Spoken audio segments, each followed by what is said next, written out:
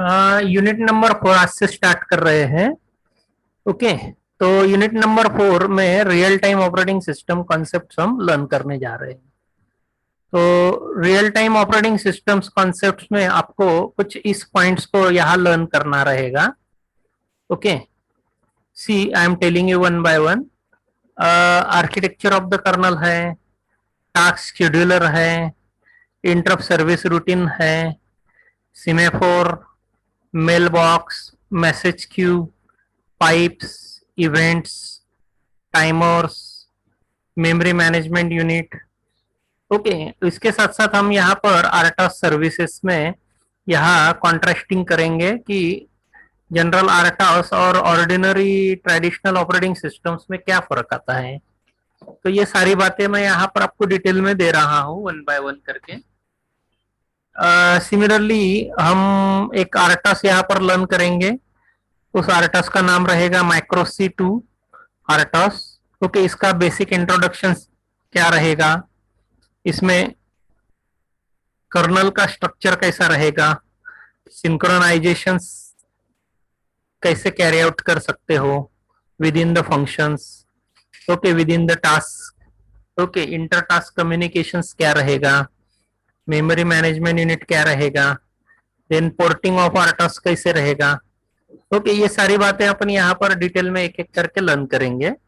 तो real time operating systems concept आपको अगर इम्प्लीमेंट करना है तो you should need basic knowledge of C और सी प्लस प्लस प्रोग्रामिंग और जावा और VB programming. Okay, no problem, एक ही प्रोग्रामिंग लैंग्वेज भी इनफ आपको इनफ रहेगी। ऐसा जरूरी नहीं कि भाई सारे के सारे प्रोग्रामिंग लैंग्वेज मुझे आना चाहिए। तो अगर आपको बेसिक सी प्रोग्रामिंग के कॉन्सेप्ट्स अगर पता है तो आप उसके द्वारा architecture of kernel okay easily implement कर सकते हो, टास्क का शेड्यूलर आप इंप्लीमेंट कर सकते हो, इंटरप्ट सर्विस रूटीन है, सिमेफोर है। ओके, ये इंप्लीमेंट करना कोई ज्यादा बड़ी बात नहीं रहेगी, ज्यादा डिफिकल्टी नहीं रहेगी। Generally arts is very easy language, not much difficult. Arts के द्वारा आप कोई भी यहाँ पर रियल टाइम बिहेवियर इंट्रोड्यूस कर सकते हो। तो जनरल कैसा है कि आपको ये पता रहना चाहिए कि भाई मुझे यहाँ वेरिएबल कैसे डिक्लेयर करना है, एक्स वाई, इस तरह के वेरिएबल जो हमने ऑलरेडी सी प्रोग्रामिंग में या सी प्लस प्लस में डिफाइन किए हैं, उसमें वैल्यू कैसे इंसर्ट कर सकते हैं। आपको लूप इंट्रोड्यूस करते आना चाहिए using for, while, do while. Conditional behaviour आपको इंट्रोड्यूस करते आना चाहिए इफ एल्स के द्वारा, स्विच केस के द्वारा। Okay, that is enough, not much difficult. Okay, तो आप ये जो नई बातें यहाँ पर सामने देख रहे हो स्क्रीन के ऊपर, तो ये इम्प्लीमेंट करना कोई यहाँ डिफिकल्ट बात नहीं रहेगी। Okay, now initially I am telling you here what is the operating systems. Okay, आपके सामने यहाँ पर एक ब्लॉक डायग्राम मैंने यहाँ पर शॉर्ट किया है। इस ब्लॉक डायग्राम में आपको यहाँ ऑपरेटिंग सिस्टम होता क्या है, कैसा रहेगा, उसमें क्या क्या सेक्शंस रहेंगे, ये सारी बातें आप यहाँ पर देख सकोगे। ओके, मैं पहले डेफिनेशन आपको बता रहा हूँ। An operating system is a program that acts as an interface between the user and the computer hardware and controls the execution of kind of program. Okay, तो ऑपरेटिंग सिस्टम बोले तो कैसा है कि जनरली कहाँ पर रहेगा, पहले सबसे पहला क्वेश्चन आता है कि भाई ऑपरेटिंग सिस्टम में कहाँ फाइंड कर सकता हूँ। कोई भी यूजर, कोई भी व्यक्ति रहता है तो वो बोलता है भाई ऑपरेटिंग सिस्टम कहाँ रहती है। तो जनरली ऑपरेटिंग सिस्टम आपके कंप्यूटर में, डेस्कटॉप में, लैपटॉप में या मोबाइल्स में या पर्सनल डिजिटल असिस्टेंट्स में रह सकता है। Okay, so that's why operating system is a program. Okay, एक छोटा सा प्रोग्राम लिखा रहता है। Okay, it will help you to gather the many things. Okay, it will act as an interface between the user and the computer hardware and to control the execution of the all kind of programs. Okay, तो general एक interface करने के लिए आपको यहाँ OSS का generally utilisation होता है। अभी क्वेश्चन अराइज होता है कि भाई कौन से टाइप की ऑपरेटिंग सिस्टम मुझे पता है, तो जनरली आप अगर अवेयर हो तो विंडो बेस्ड ऑपरेटिंग सिस्टम रहता है, यूनिक्स है, लिनक्स है, उबंटू ऑपरेटिंग सिस्टम्स है, तो ये जनरल पर्पज ऑपरेटिंग सिस्टम्स रहेंगे। कुछ एम्बेडेड पर्पस के लिए भी ऑपरेटिंग सिस्टम रहेंगे, मैं आपको क्लासिफाई करूंगा धीरे धीरे एक एक करके। ओके, तो जनरल कैसा है कि इन ऑपरेटिंग सिस्टम्स के द्वारा आप इंटरफेस कर सकते हो बिटवीन द यूजर, यानी आप यू आर यूजर। ओके, तो यूजर के द्वारा आप कोई एखादा हार्डवेयर हैंडल कर सकते हो या कोई प्रोग्राम वहाँ का एग्जीक्यूट कर सकते हो। तो जनरली कैसा है कि कंप्यूटर में कीबोर्ड रहेगा, माउस रहेगा, या फिर पेन ड्राइव रहेगा, या यूएसबी कम्युनिकेशन रहेगा, या फिर सीडी रोम है, फ्लॉपी डिस्क है। ओके, या फिर आप कोई एखादा कनेक्शंस कैरी आउट कर रहे हो, मल्टीमीडिया कनेक्शंस हैं, तो ये सारी बातें आप वहां पर कैरी आउट कर सकते हो। तो इस वजह से अपने को यहाँ पर ऑपरेटिंग सिस्टम्स का इंटरेक्शन लगेगा। ओके, तो ब्लॉक डायग्राम में अगर आप ऑब्जर्व करोगे तो वहां पर आपको टोटल कुल मिलाकर 3 सेक्शंस में मैंने ब्लॉक डायग्राम डिवाइड करके दी है। User 1, user 2 up to user n, ये पहला सेक्शन रहेगा। सेकंड रहेगा सॉफ्टवेयर। ओके, तो सॉफ्टवेयर में आपको वहां पर दिखाई देगा operating systems, system software, application software. Okay, ये सेकंड सेक्शन रहेगा। और थर्ड रहेगा हार्डवेयर। हार्डवेयर में आएगा आपका RAM, ROM, double PROM, okay, CPU, IO devices, many type of hardware devices will be there. Okay, they can interact with each other. Okay, तो general कैसा है कि आपको ये सिंक्रोनिज्म करना है। Okay, operating system will help you to do the synchronism between the entire things and it will help you to provide a entire system. तो क्या आप उसके द्वारा एखादा पर्टिकुलर एप्लीकेशन या एप्लीकेशन सॉफ्टवेयर वह इजीली हैंडल कर सकते हो, या आप आपका डाटा रिकॉर्ड कर सकते हो, या आप डाटा रिट्रीव कर सकते हो, या आप एखादा पर्टिकुलरली डेटा एक वो जगह से दूसरी जगह ट्रांसफर कर सकते हो। ओके, तो ये एक्टिविटी कैरी आउट करने के लिए अपने को ऑपरेटिंग सिस्टम्स की वहां पर जरूरत पड़ेगी। जनरली यूजर मल्टीपल रह सकते हैं, एक यूजर रह सकता है, 2 यूजर रह सकता है, या फिर मल्टीपल यूजर रह सकेंगे। They will interact with the software. Okay, तो ऑपरेटिंग सिस्टम्स आपको वहां पर अलाउ करेगी, प्रोवाइड करेगी मैकेनिज्म। आपको वहां पर सिस्टम सॉफ्टवेयर्स के द्वारा या फिर एप्लीकेशन सॉफ्टवेयर्स के द्वारा इंटरेक्शंस प्रोवाइड किया जाएगा, और वो इंटरेक्शंस करके आप वहां पर डाटा का एंट्री कर सकते हो। लेकिन डाटा एंट्री करते समय आपको वहां पर फिजिकल डिवाइसेस को इंटरेक्ट करना जरूरी रहेगा पहले। सो that's why which will be the physical devices like hardware. Okay, I cannot show you software. Okay, so that's why only keyboard, CPU, mouse, camera, or any other physical devices will be there that you can able to handle and you can able to enter a data. So that's why there is a CPU, RAM, IO devices, but directly you cannot do interaction with the CPU. So that's why central processing unit will accept the data from any one of the input or output devices. You can able to enter a data with the help of input devices. That input devices will convert your original data, physical data, into the bits form. Then CPU will accept it or RAM will store it. RAM में आपको वहाँ पर अलग अलग तरह की memory रह सकती है, RAM, ROM, double PROM, flash memory. Okay, आप उनमें मेमोरी में डाटा स्टोर कर सकते हो। प्राइमरी मेमोरी रह सकती है, सेकेंडरी मेमोरी रह सकती है। ओके, सो दैट्स व्हाई आप इनपुट डिवाइसेस के द्वारा डाटा एंटर कर सकते हो। जैसे ही आप डाटा एंटर करोगे, डाटा का मैनिपुलेशन कैरी आउट होगा सिस्टम सॉफ्टवेयर, एप्लीकेशन सॉफ्टवेयर के द्वारा। ऑपरेटिंग सिस्टम आपसे वह डाटा एक्सेप्ट करेगा, ओके, उसको कन्वर्ट करेगा one form into the another one, understandable form में वो कन्वर्ट करेगा। जैसे ही वो आपको एक आधी इंस्ट्रक्शन दोगे, according to that instruction your data get manipulated. once manipulated data will be available, okay, you can able to observe it over the output devices।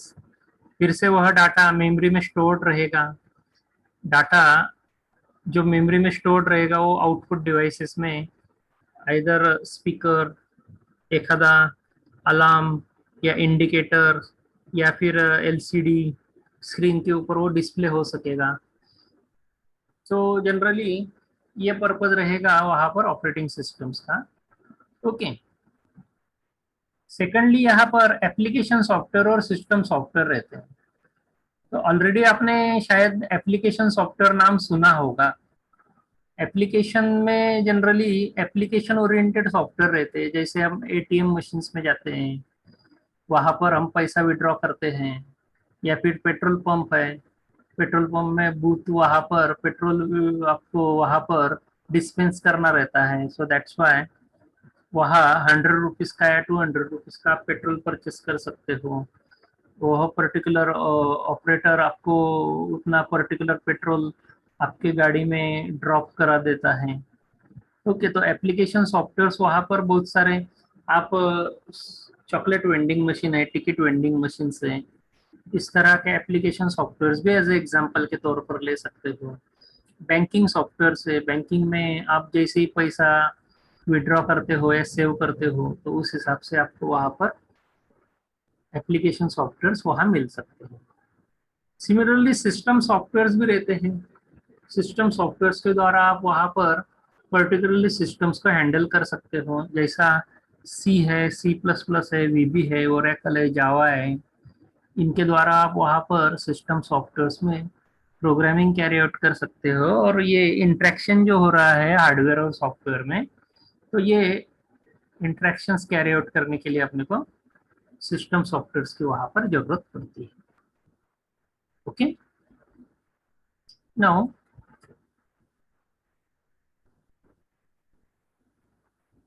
सामने आपको दिखाई दे रहा होगा स्ट्रक्चर ऑफ ऑपरेटिंग सिस्टम। अगर आप ऑपरेटिंग सिस्टम्स का structure अगर देखोगे तो वो कुछ इस फैशन में आपको दिखाई देगा।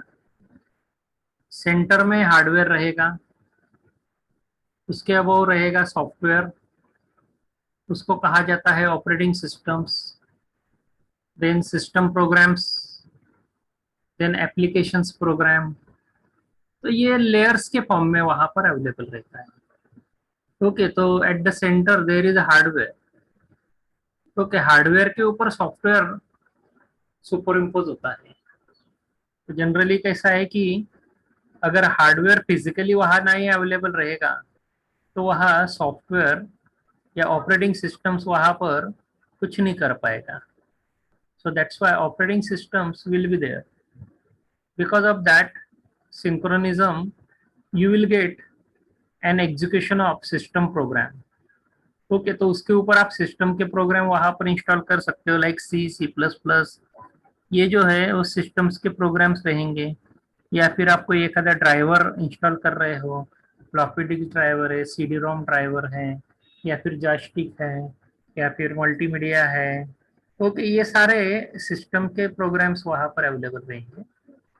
और एप्लीकेशंस बोले तो कैसा है कि वो आपके लिए आपने बनाए हुए हैं। यानी फॉर एग्जांपल एखादा डिजिटल कैमरा है, तो डिजिटल कैमरा का सॉफ्टवेयर रहेगा तो वो एप्लीकेशन प्रोग्राम रहेगा। या फिर अब अगर अगर आप एखादा स्कैनर है, प्रिंटर है, या आपके पास एखादा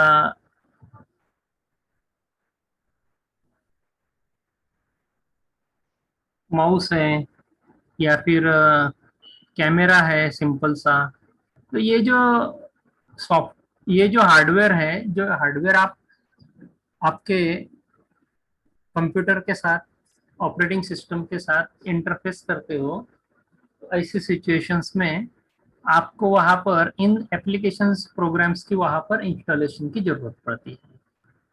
ओके, सो दैट्स व्हाई आप उसके द्वारा ये एप्लीकेशंस प्रोग्राम वहां इंस्टॉल कर सकते हो। ओके, तो these are the various layers. One layer is linked with another one. Okay, so that's why आपको यहाँ पर ये स्ट्रक्चर ऑफ ऑपरेटिंग सिस्टम्स वहां पर दिखाई देता है। नाउ एक एक करके आपको यहाँ पर बता रहा हूँ। The structure of OS consist of 4 layers. Okay, अगर आप स्ट्रक्चर ऑफ ऑपरेटिंग सिस्टम्स अगर देखोगे तो उसमें पहला लेयर आएगा hardware. It consist of CPU, main memory, IO devices, etc. Now, I think not necessary to tell you these things in details. Actually, you are aware with the hardware, CPU, main memory क्या है, output input devices क्या है. Okay, I am just telling you here.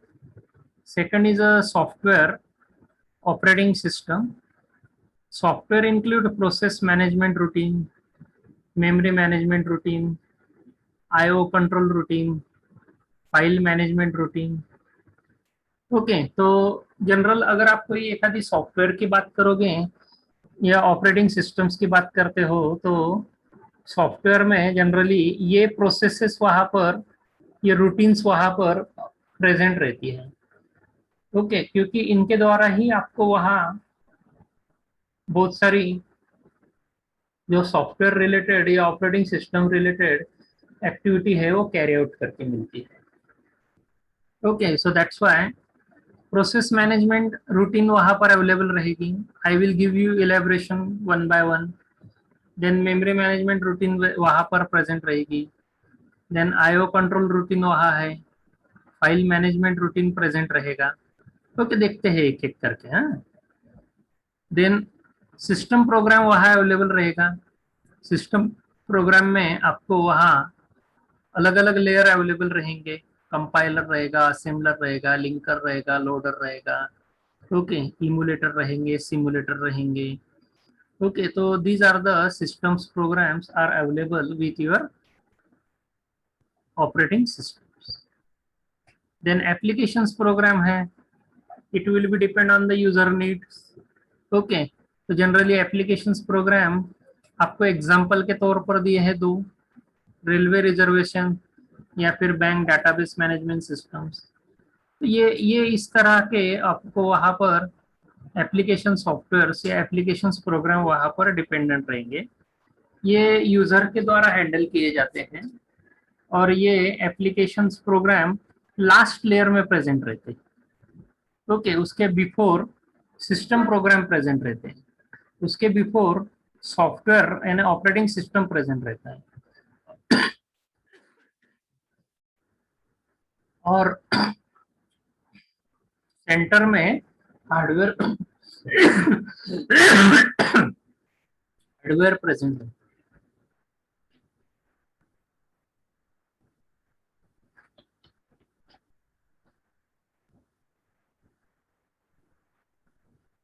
Okay, so these are the 4 different sections are available with operating systems.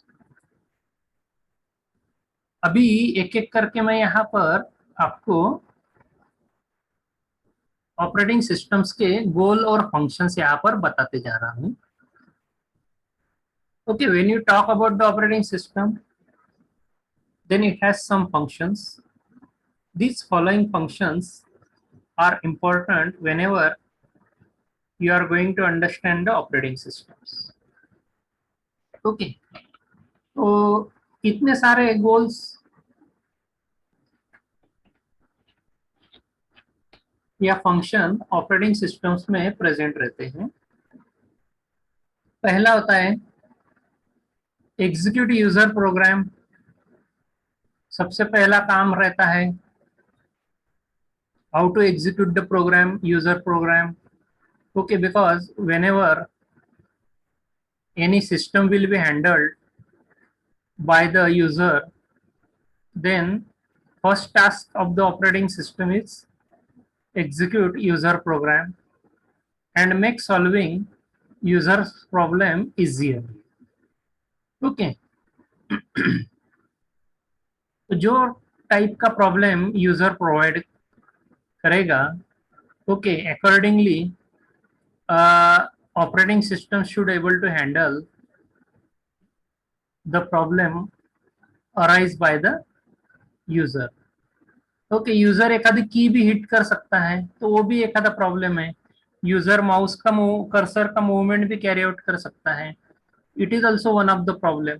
Okay, so that's why वो problem कहाँ किस direction में लेकर जाए, ये ऑपरेटिंग सिस्टम्स को वहां पर ट्रैक आउट करना पड़ता है कि भाई why user is hitting the key, why user is hitting multiple keys और एनी न्यूमरल कीज, क्यों यूजर यहाँ पर प्रेस कर रहा है की, उसे कोई एक्टिविटी कैरी आउट करनी है क्या, या माउस है तो माउस का कर्सर क्यों मूव करा रहा है.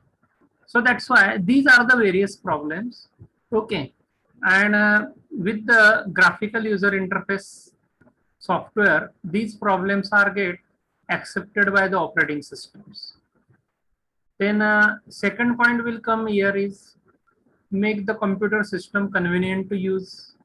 Okay, जितना आप यहाँ पर कंप्यूटर सिस्टम कन्वीनियंटली हैंडल करोगे उतना ऑपरेटिंग सिस्टम्स को बेटर भी रहेगा.